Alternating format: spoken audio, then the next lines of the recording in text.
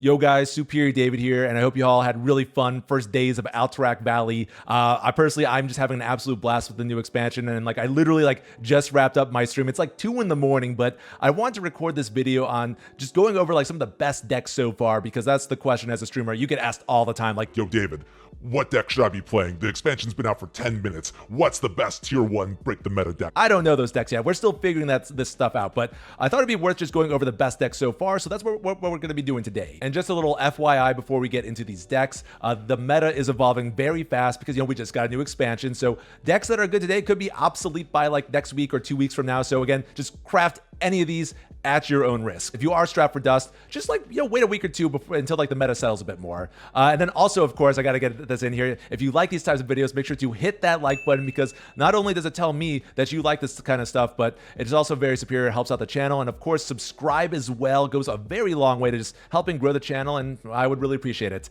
So with that out of the way, let's get into these decks. The first deck that I'm going to be going over is a Warlock deck, and it is the Vicious Syndicate Owl OTK list. I played this list a lot on stream, and it's a ton of fun to play. It seems like people are already getting sort of sick of it because, it's like another uninteractive Warlock deck, but it's a lot of fun, and it's also very good. Essentially, the OTK to this deck is as follows. You want to kill off the Humongous Owl at some point in the game, and then you want to play the Wicked Shipments after trading it a couple times, just so you could get that wide board. And then you want to play the Tamsin's Phylactery to put the Humongous Owl's Death Rattle on all those little imps you summoned. Then you want to just kill that board off, typically with a School Spirits, and then you just deal all that damage to your opponent's face, and it's glorious. It's a lot of fun to pull off, and you can even take things even further because this deck has access to very efficient mana cheats with the Rune Mithril Rod, and that's what really makes it so powerful, because you could just do all this stuff in the same turn, despite all this whole combo actually costing a lot of mana. And then to make things even better, we could use Tamsin Roam with the Tamsin's Phylactery to get double the amount of death rattles on our board. And I think you could do it's 80 something damage. It's an obscene amount of damage, and it could your opponent has no chance of stopping it. So I think this deck is legit. I know in my Theorycraft video I was like, yeah, this deck seems more like a meme deck, but I could see it being good due to all the mana cheating, and I think it's confirmed good. And that pretty much sums up Owl OTK Warlock. There's not much to it. The OTK, the deck. Now, moving right along to this next one, we have a deck that, people thought would be pretty decent in the expansion, but it's actually just amazing, and that is Freeze Shaman, and I'll be highlighting NohandsGamer's Rank 1 Legend deck. This one, it is a beast, and what makes this deck so strong is really the interaction between Snowfall Guardian and the Bolnar Hammerbreak. The rest of the freeze package is really good, but I think these two cards are what really make this deck just nutty, because basically you play the Bolnar and then you play the Snowfall Guardian, and that makes it so you freeze your board.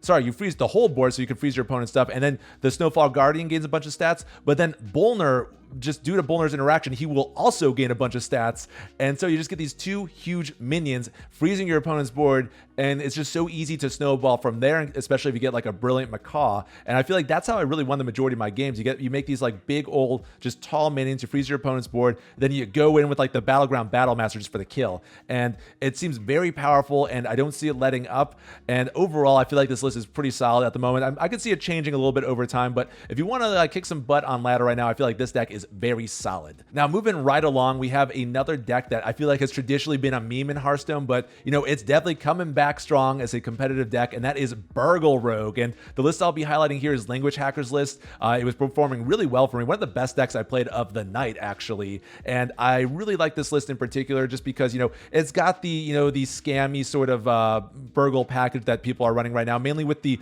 Maestra of the Masquerade, which essentially, since Maestra changes your class at the beginning of the game, every rogue card you draw will discount the Wild Paw Knoll, and it's actually super powerful. I frequently would be getting Knolls down on turns 2 and 3, especially because we run the Rust-Rot Viper, which I think is going to be really good in this current meta because there are a lot of busted weapons in the game. But with the Rust-Rot Viper, you can trade it away, and then you could draw another card, which discounts your Knoll even more in the early game. So really scammy in the early game. But then, of course, we also have the Double Agent, which is absolutely busted, like if you're on the coin especially. It's so good to get these double bodies down, and just the random factor from like all of the Burgle stuff that at this deck's disposal, I feel like it makes it very hard to actually like, you know, play around what this deck is doing. And then to top it all off, you know, we got the Shadowcrafter Scouts, which, you know, I sort of dumped on, but it actually ended up being all right. But I guess overall, this Burgle Rogue, I don't know if this will be the Burgle Rogue list, but this one was performing really well for me, so I think it's definitely worth checking out. And last but certainly not least, I have for you the deck that I personally did the best with the whole evening, and that is one that I threw together myself and hit exactly 100 legend with, and that is this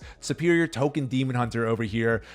This deck, relative to how good it is, I'm surprised that like no one's talking about it, because I was absolutely just crushing it on ladder with this deck. It just has like some solid early game, you know, just board control tools with the Parade Leader, and then like, you know, you got the Ram Commander with the Coordinated Strike, just sort of similar to Rushware, how it's just really good at controlling the early game board. But then moving into the late game, you just have like a lot of top end with the like Ursula Giants, which, you know, honestly were a bit slower to cheat out than I thought they would be. But a card that performed a lot better than I thought it would be the Flag Runner, because you stick this Flag Runner down like into the mid to late game, and you can just like surprise burst your opponent down for like a lot of damage, just because you have like the mana to just get a lot of like rush dudes on the board to start to just like, you know, like kill them off and then like buff up the attack of this Flag Runner.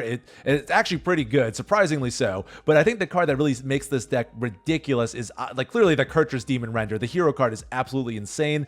Personally, I didn't think the Fellfire Deadeye would be that good in this list. I thought it'd be more of a gimmick card, but the combo potential with the Fellfire Deadeye and the Kurtrus is actually nuts and totally worth running two in this list. Like beyond just consistency, the Fellfire Deadeye is also just really good in the early game, because you could like weave in your hero power more easily while like playing other cards, and that also buffs your Kurtrus. And if you can get Kurtrus down turn 6 after like attacking a few times, it buffs up the rush demons you summon, and it just makes Kurtrus like that much more like annoying in the mid game to deal with. And I don't know, overall I'm just very hyped on this deck, and I hope it sticks around the meta, but you never know these days because it is day one. But I guess guys, that's gonna be it for me today. I need to go get some sleep because it's like, again, it's like 2 in the morning. But I hope you enjoyed this video, and let me know if you guys want to see any deck guides of any of these. I'll probably get a deck guide up probably by the end of the week, but I just want to get something just like out in the meantime, because I know you guys are just hungry for decks right now. So anyways, let me know what you've been playing down in the comments. Would love to hear about it. And also, again, make sure to like and subscribe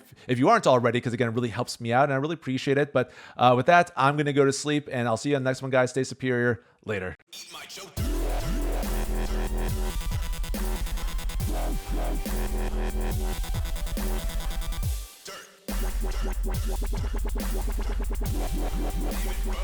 Get that